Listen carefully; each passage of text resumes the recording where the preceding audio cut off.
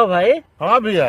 कल मर्द मेहरा राती के झगड़ा कहले कैले रहलो लो मरद मेहरा बड़ा तो झगड़ा होई ना।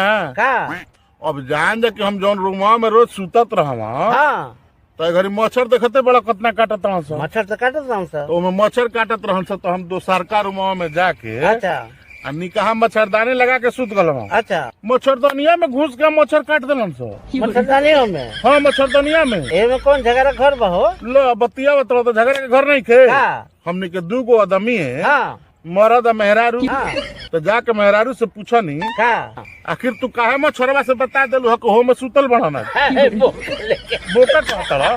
आखिर उहे न बतैले है भैया। तो आखिर तुम्हें बतावा जान कैसे गेलन सा कि आज हो रूम में सुतल बा तब मत सिखावला लेखा मच्छरदानी में घुस के काटत रहन सा। तू हंसत रहा बोका है मर्द तुम्हें बोका कह देता रहा। झगड़ा के घर बा तीसरा आइल कहाँ से हम पूछतन कि तीसरा आइल कहाँ से।